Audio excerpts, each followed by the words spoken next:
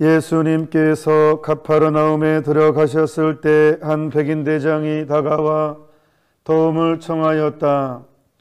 그가 이렇게 말하였다. 주님, 제 종이 중풍으로 집에 들어누워 있는데 몹시 괴로워하고 있습니다. 예수님께서 내가 가서 그를 고쳐주마 하시자 백인 대장이 대답하였다. 주님, 저는 주님을 제 지붕 아래로 모실 자격이 없습니다. 그저 한 말씀만 해 주십시오. 그러면 제 종이 나을 것입니다. 사실 저는 상관 밑에 있는 사람입니다만 제 밑으로도 군사들이 있어서 이 사람에게 가라 하면 가고 저 사람에게 오라 하면 옵니다. 또 제 노예도로 이것을 하라 하면 합니다. 이 말을 들으시고 예수님께서는 감탄하시며 당신을 따르는 이들에게 이르셨다. 내가 진실로 너희에게 말한다. 나는 이스라엘의 그 누구에게서도 이런 믿음을 본 일이 없다. 내가 너희에게 말한다. 많은 사람이 동쪽과 서쪽에서 모여와 하늘나라에서 아브라함과 이삭과 야곱과 함께 잔치상에 자리 잡을 것이다. 그러나 하느님 나라의 상속자들은 바깥 어둠 속으로 쫓겨나 거기에서 울며 이를 갈 것이다. 그리고 예수님께서는 백인 대장에게 말씀하셨다. 가거라. 내가 믿는 대로 될 것이다. 바로 그 시간에 종이 나왔다. 예수님께서 베드로의 집으로 가셨을 때 그의 장모가 열병으로 드러누워 있는 것을 보셨다. 예수님께서 당신 손을 그 부인의 손에 대시니 열이 가셨다. 그래서 부인은 일어나 그분의 시중을 들었다. 저녁이 되자 사람들이 막이 들린 이들을 예수님께 많이 데리고 왔다. 예수님께서는 말씀으로 악령들을 쫓아내시고 앓는 사람들을 모두 고쳐주셨다. 이사야 예언자를 통하여 그는 우리의 병고를 떠맡고 우리의 질병을 짊어졌다 하신 말씀이 이루어지려고 그리 된 것이다. 오늘 이 반전의 내용입니다. 오늘 복음은 정말 드라마틱한 내용이 들어 있습니다. 자, 백인 대장이 누굽니까? 백인 대장이라는 것은 100명의 대장이라는 뜻입니다. 1000명의 대장은 천인 대장, 10명의 대장은 10인 대장. 그래서 로마의 군사 조직 체계에 100명의 이제 대장이 한 명이, 당시에 100명의 대장도 상당히 센 사람입니다. 백인 대장도. 자, 이스라엘은 식민지예요. 우리나라도 식민 지배를 치욕스러운 순간이 있었죠. 그러면 일본 군인들을 100명을 거느리는 일본군 장교가 한국 우리한테 와서 고개를 숙이는 일은 별로 없죠. 보통 식민 지배를 하게 되면 무시를 합니다. 지배당하는 민족을 상당히 얕잡아보고 무시를 하는 게 일반적인 현상이죠. 이 백인 대장은 감동을 주는 사람입니다. 자, 여기서 종이라는 것은 노예죠, 노예. 노예가 중풍으로 집에 들어누워 있습니다. 몹시 괴로워하고 있습니다. 중풍이 보통 병입니까? 이게 참 손이 많이 가고 상당히 이 에너지 소진이 많이 되는 병입니다. 보통은 노예가 그러면 버리죠. 안 돌봅니다. 노예니까. 거의 사람 취급하지 않습니다. 노예니까. 근데 이 백인 대장이 자기 노예를 위해서, 그것도 주님, 스승님 하면서 머리를 조아립니다. 저 양반은 치유시켜 줄 수 있어 라고 믿고, 진짜 보통 사람 아닙니다. 이 백인 대장, 그냥 우리는 복음 그런갑다 하지만 곰곰이 생각하면 이 백인 대장 식민 지배, 피지배 사람한테 고개를 숙인다니까. 그것도 자기 노예를 위해서. 그것도 중풍병. 중풍이면 진짜 한두 해 했겠어요. 정말. 네. 근데 이 백인 대장이 얼마나 선한 사람인가, 그리고 얼마나 이 자기 노예를 아끼는 사람인가? 그런 인격적으로 대하는 보통 사람이 아닙니다.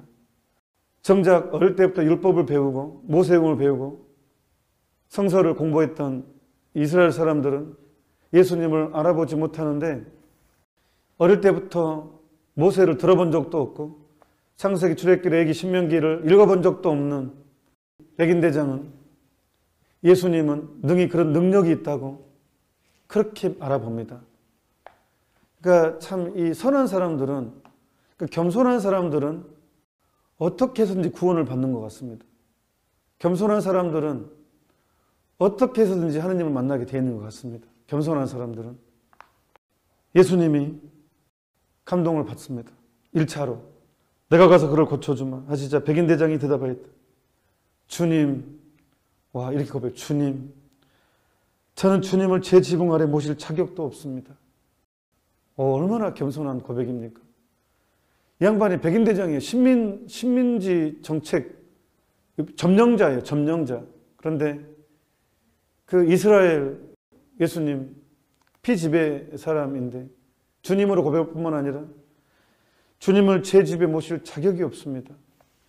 그러면서 사실 저는 상관 밑에 있는 사람입니다만 제 밑으로도 군사들이 있어서 이 사람에게 가라 하면 가고 저 사람에게 오라 하면 옵니다. 또 제 노예대로 이것을 하라면 합니다. 그냥 한 말씀만 하시면 될 것입니다. 라고. 와, 진짜로. 그러니까 예수님께서 감탄을 하십니다. 내가 진실로 너희에게 말한다. 나는 이스라엘의 그 누구에게서도 이런 믿음을 본 일이 없다. 하면서 이제 큰 애언을 해주십니다. 너무 감동받아서 이제 진실을 얘기합니다. 구원에 대한 진실을. 많은 사람이 동쪽과 서쪽에서 모여와 하늘나라에서 아브라함과 이삭과 야곱과 함께 잔치상에 자리를 잡을 것이다. 그러나 하느님 나라의 상속자들은 바깥 어둠 속에서 쫓겨나 거기에서 울며 이를 갈 것이다. 미래에 대한 예언을 백인 대장의 믿음을 보고 감동을 받아서 우리에게 중요한 정보를 줍니다. 이 정보가 뭐였냐 그러면 정작 부르심 받은 사람들은 구원을 받지 못할 것이고 동쪽과 서쪽 끝 이것은 부르심 받지 못한 그런 이방인들을 비유하겠죠. 오히려 그 사람들이 하느님 나라 잔치상에 차지할 것이다. 그러면 또 좀 좁혀볼까요? 부르심 받은 사제들, 수도자들이 오히려 하느님 나라 잔치상에 드물 것이고 저 사람은 별거 아니야 라고 했던 소외받은 그 사람이 본당에서 무시받은 그 사람이 본당에서는 별 볼 일 없는 사람이라고 그렇게 중요한 인물이 아니라고 그렇게 중요한 인물도 된 적도 없고 했던 그 사람이 바로 동쪽과 서쪽 끝의 사람들이고 그러겠죠. 또 가톨릭 안으로 보면 저는 신부로 산 지 20년이지만 모르겠습니다. 솔직하게 말씀드리자면 첫째가 꼴찌가 되고 꼴찌가 첫째가 된다는 것을 정말 많이 생각하게 됩니다. 예수님께서도 다른 부분에 그렇게 말씀하셨죠. 부르심 받은 사람은 많지만 뽑힌 사람은 적다. 구원을 위해서 있는 힘을 다하라고. 사도 바울도 마라톤 달리기에 비유해서 최선을 다해서 달린다고 구원을 위해서. 오늘 백인대장의 믿음을 봅니다. 백인대장의 겸손을 봅니다. 여러분은 어떠십니까? 예수님을 믿는 여러분의 겸손은 어떠십니까? 저는 분명히 고등학교 때 그때 죽었으면 바로 직천당이었을 것 같은데 지금 죽으면 조금 곤란할 것 같습니다. 고등학생 때 제가 돌아보면 진짜 순수했었던 것 같고 하느님만 바라봤던 것 같고 다른 사람을 다 나보다 잘난 사람으로 봤고 내가 제일 못난 사람으로 봤고 열등감이 아니라 이것은 다른 차원에서 그냥 신부님은 예수님이었고 저는 진짜로 처음 성당 갔을 때요. 진짜로요. 복사를 쓰잖아요. 옛날에는 보통 복사들 옷이 붉은색이 많았어요. 저는 진짜로 복사가 처음 봤을 때 복사가 천사인 줄 알았어요. 저는 그 정도는 어리석은가요? 하여튼 전 천사로 봤어요. 근데 미사 끝났는데 옆으로 오는 거예요. 신기해가지고 계속 쳐다봤다니까 그 복사를. 사람이었네 그러고. 그리고 미사의 그 한마디 한마디가 너무 신성했고 그런 시절이 있었습니다. 그리고 수녀님들도 보면 감히 말도 못 꺼내고 수녀님이란 가까이도 가기도 그렇게 어려웠고 신부님은 말할 것도 없고 그런데 지금은 그 마음이 없는 것 같아요. 그러니까 우리는 너무 물론 너무 부정적으로 생각해도 안 되지만 뽑혔다고 생각하는 사람들은 오히려 겸손하지 못한 부분을 정말 저는 많이 봅니다. 오히려 의인의식, 이게 진짜 무서운 것 같아요. 나도 모르는 사이에 들어와 있는 의인의식, 잘난 척하는 것, 나도 모르게 자리 잡고 있는 나는 열심한 신자야, 나는 구원에 이런 의인의식이 우리를 못 보게 하는 것 같아요. 내가 누구인지를 모르게 하는 것 같아요. 백인대장은 진짜로 자기 노예를 사랑했습니다. 노예를 아꼈습니다. 그리고 겸손했습니다. 그래서 오늘 사실은 백인대장은 구원을 받은 것 같습니다. 자기 노예도 살렸고 그 사람은 참으로 오늘 기적을 체험하게 됐습니다. 오늘 두 번째 장면은 베드로 장모입니다. 베드로는 사실 장모님을 위해서 예수님한테 청하지 않았습니다. 백인대장은 중병에 걸려있는 자기 노예를 위해서 예수님께 용기를 냈고 사실 그때 당시 예수님 앞에 나선다는 게 얼마나 큰 용기가 필요했겠습니까? 그렇지만 정작 첫째 제자는 베드로는 장모가 아파도 예수님한테 고쳐달라고 부탁도 하지 않았습니다. 왜? 부탁을 못할 상황이었습니다. 부탁할 수 없는 상황이었죠. 베드로 장모가 열병으로 들어 누워 있다고 했지만 진실을 말하자면 열병이 아닙니다. 화병입니다. 화병. 아무리 생각해도 화병입니다. 자, 예수님이 나타나기 전에 베드로는 위기가 있었습니다. 어느 날 갑자기 세례자 요한이 등장합니다. 베드로는 세례자 요한의 제자였습니다. 세례자 요한이 나타났을 때 그 착한 내 사이 베드로가 어느 날 갑자기 세례자 요한 따라다니면서 그렇게 자기 딸한테 잘했던 베드로가, 자기한테 잘했던 베드로가 순박해한 사람이죠. 베드로는 봐도.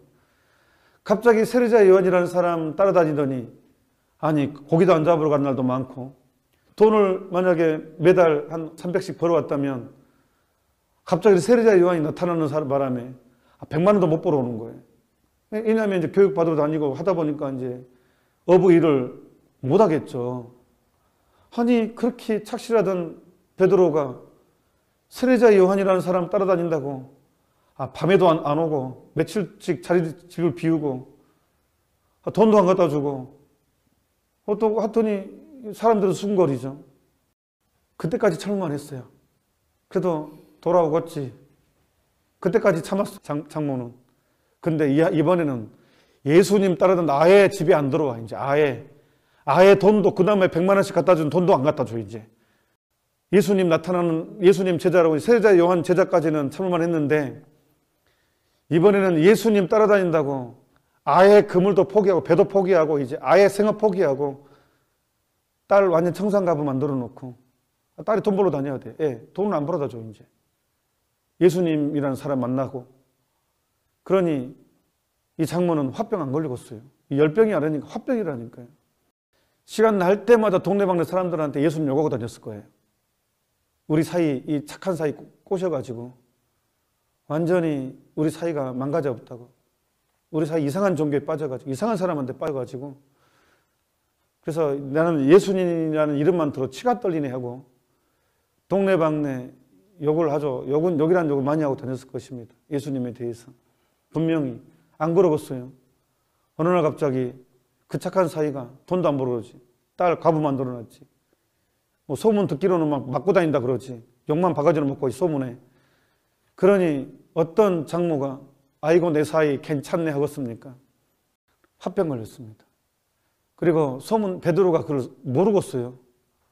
소문도 듣죠.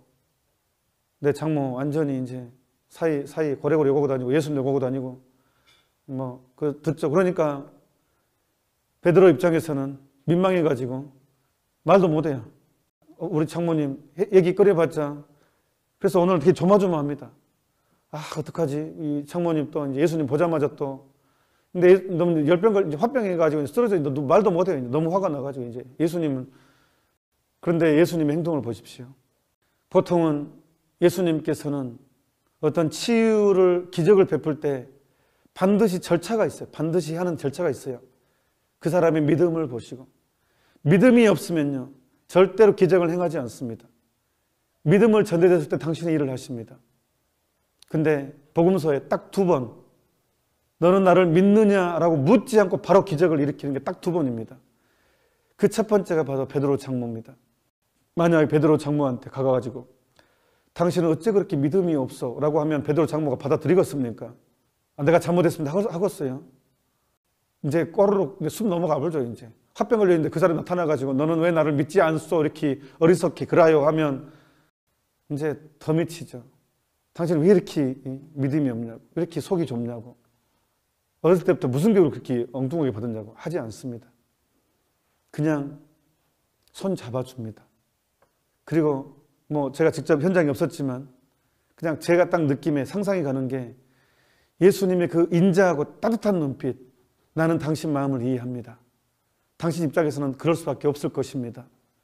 그 착한 사이가 경제적인 곤란을 가져줬고 청산하고 만들어 놓고 그냥 생이별 당하게 그런 아픔을 준 베드로에 대한 분노, 나는 당신을 충분히 공감하고 이해합니다. 하지만 나는 당신이 생각한 만큼 그런 사람이 아닙니다. 사실은 당신을 살리러 왔습니다라는 그 따뜻한 눈빛을 베드로 장모한테, 난 당신을 진짜 공감합니다. 이해합니다. 나 당신 비난하는 것 이해합니다. 나 당신 비난하지 않습니다. 나를 욕했던 거에 대해서 나는 어떠한 당신에 대해서 이해합니다라는 그런 눈빛을 예수님은 보내주실 거라고 전에 그 눈빛과 손을 잡아주는 것, 그리고 당신이 이제 열을 내려줍니다. 아마 베드로 장모는 이제까지 경험하지 못한 사람의 눈빛을 봤을 것입니다. 정말로 따뜻하고 온화하고 인자한 눈빛, 그 표정, 이미 그래서 순간으로 파악했을 거예요. 내 사이가 정신 나간 사람이 아니었구나. 내 사이가 이분을 따라다니는구나. 내 사이는 정말 뭔가 위대한 일을 하고 있구나라는, 뭔가 진리를 추구하고 있구나라는 그 순간에 이 베드로 장모는 그를 그대로 받아들였을 것입니다. 그래서 복음서에서 뭐라고 나오냐 그러면, 그래서 부인은 일어나 그분의 시중을 들었다. 굳이 이 단어가 들어갈 이유가 없어요. 보통 예수님이 손님으로 가면 당연히 밥 차려준 건 당연해요. 제가 만약에 여러분 가정에 만약에 갔는데 커피나 한 잔 내주지 않겠어요? 그 시중을 들은 거잖아요. 그러니까 가정 방문을 했는데 굳이 시중을 들었단 말을 하지 않죠. 근데 여기에 들어와 있는 이유는 제자들도 그 분위기를 알고 있었던 거예요. 이미 베드로 장모가 하도 이제 막 아주 동네방네 그냥 소문을 막 성기를 내가지고 이미 제자들도 다 알고 있었기 때문에 바로 시중을 들었다라는 것은 이 완전한 변화, 반전을 이야기하고 싶었을 거예요.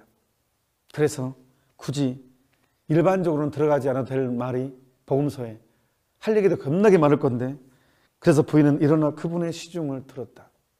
그래서 완전한 그 베드로 장모의 변화를 이야기합니다. 이제 삶의 완전한 변화, 삶의 쇄신, 그리고 예수님을 받아들이는, 온 마음으로 받아들이는 반전이 드라마틱하게 여기에 들어 있습니다. 오늘 여기서 보면 예수님은 우리의 어려운 상황을 나 몰라라 하는 분이 아니라는 게 분명히 드러나 있습니다. 그냥 다 공감해 주시면, 우리의 하나하나 사소한 것까지도 예수님은 공감해 주신다는 것을 느낄 수 있습니다. 그건 이제 마지막, 저녁이 되자 사람들이 마게 들린 이들을 예수님께 많이 데리고 갔다. 이제 베드로가 좀 유명하죠. 그러니까 이제 사람들이, 예수님이 오늘은 베드로를 챙겨주는 날이에요. 당신의 의리를, 나에 대해서 모든 것을 거는 베드로에 대한 의리를 이제 챙깁니다. 많은 사람들이 오니까 이때도 이제 믿음을 묻지 않고 베드로를 봐가지고 그냥 치료시켜 줍니다. 그냥 쫓아내 주십니다. 많은 사람들 다 오늘 행동은 저는 그렇게 느낍니다. 예수님의 베드로에 대한 의리, 나를 위해서 나를 따르는 베드로에 대한 당신의 우정과 의리가, 그래서 다 그냥 다 고쳐줍니다. 모두 고쳐줍니다. 그래서 앓는 사람들을 모두 고쳐주셨다라고 나옵니다. 이런 복음 내용이 다른 데 없어요. 그냥 믿음 보고 고쳐주고 나와버리고 그러지 온 사람마다 모두 고쳐줬다라는 것은 베드로 집뿐입니다. 모두 고쳐줍니다. 모두. 그러니까 예수님이 얼마나 기분팝니까? 너는 나만 감동시켜줘. 봐, 나는 다 해줄 수 있어. 이거 아니겠습니까? 너는 나를 감동시켜봐. 나는 다 해줄 수 있어, 너한테. 예수님이 그런 분이십니다. 나를 감동시켜. 그럼 나는 다 해줄 수 있어. 예. 그래서 우리는 다른 걸 생각하지 말고 예수님만 감동시키도록 노력한다면 우리는 모든 것을 얻게 될 것입니다. 오로지 나에 집중하면 이게 상당히 상처를 많이 받습니다. 하지만 예수님께 집중하면 우리는 상처를 받을 수가 없습니다. 왜? 내 삶의 기준이기 때문에. 어떠한 경우에도 우리는 예수님께만 집중하면, 오로지 예수님만 바라보면 상처 안 받습니다. 기준이 예수님이니까. 그게 예수님을 진짜 감동시키는 일입니다. 그래서 예수님은 우리에게 말씀하십니다. 나만 감동시켜봐. 나는 다 해줄 수 있어, 너한테. 원래 사랑이 그런 거 아닙니까? 원래 이게 사랑의 속성 아니겠습니까? 또한 마귀 들린 이들을 쫓아내 주십니다. 우회, 요즘 현대 신학자들은 마귀의 존재를 인정하지 않습니까? 도대체 왜 누가 그렇게 가르칩니까? 프란치스코 교황님마저도 마귀의 존재를 언급하시고 마귀의 실제적인 역할을 이야기하는데 도대체 왜 현대 신학자들은 마귀의 존재를 의심하고 믿지 않으려고 대체 마귀의 존재를 인정하지 않으면 어떻게 영적 투쟁을 하시겠다는 것입니까? 도대체 왜? 오늘 분명히 마귀 이를 쫓아내 주시는 예수님, 그럼 성서 가짜입니까? 마귀의 존재를 믿지도 않으면서 어떻게 복음을 읽고 어떻게 복음 선포를 하는지 저는 도대체가 이해가 안 됩니다. 그냥 내 머릿속의 신앙, 하느님을 인간적인 수준으로 전락시키고 성서마저도 내 이해 수준으로 전락시켜서 내 이해로 사람들한테 가르치고 어떻게 쇄신되는 교회가 될 수 있겠습니까? 그러니 소금의 짠맛은 못 내고 계속 세상적인 얘기, 설탕만 돼가고 있죠. 성서는 성서로 바라봐야 됩니다. 하느님의 말씀은 하느님의 말씀으로 바라봐야 됩니다. 내 이해 수준으로 이해되면 받아들이고 이해 안 되면 뱉어내는 그런 성서가 아니라 목에 칼이 들어와도 내가 죽음이 와도 하느님의 말씀은 하느님의 말씀으로 받아들여야 기적이 일어난 것 아니겠습니까? 우리는 언제까지 하느님의 말씀을 내 인간적인 이해 수준으로, 상식 수준으로 성서를 해석하고 그렇게 따르려고 하는지 참으로 가슴 아픕니다. 오늘 베드로 장로 반전을 이뤘습니다. 백인대장, 그 겸손한 사람은 새로운 차원의 구원의 삶을 살아가게 되었습니다. 우리도 역시 그런 삶을 살아가야 되지 않겠습니까? 지금 이 지상에서부터 천국을 만들어내지 못하면 죽어서 어떻게 천국을 누릴 수 있겠습니까? 천국은 지상에서부터 살아야 됩니다. 이 복음의 가치를 지상에서부터 살아내야지 그게 천국의 사람이지, 타협하고 합리화하고 좋은 게 좋은 거를 이미 지상에서부터 그렇게 살아버리면 죽어서도 천국을 누릴 수가 없는 것입니다. 이미 천국은 시작됐습니다. 아직 완성되지는 않았습니다. 이게 이미야 아직입니다. 이미 천국이 시작됐고 아직 완성되지 않았습니다. 지상에서부터 천국의 삶은, 복음의 가치는 합리화하지 말고 그대로 살아내야 됩니다. 그러면 더 부서지게 될 것이고 더 무너지게 될 것입니다. 눈물도 많이 흘리게 될 것입니다. 많이 상처도 받게 될 것입니다. 많이 고통스러울 것입니다. 하지만 신앙은 거기에서부터, 그 부서짐 안에서 시작하는 것입니다. 그래서 가난한 사람들이 행복한 것이고 지금 오는 사람들이 행복한 것이고 지금 박해받는 사람들이 행복한 것입니다. 고통이 없이는 우리는 하느님을 알 수가 없습니다. 고통을 각오하지 않으면 우리는 죽을 때까지 예수님을 모르고 살 것입니다. 예수님은 아주 가까이 우리 삶 안에서 우리와 함께 생활하기 위해서 기다리십니다.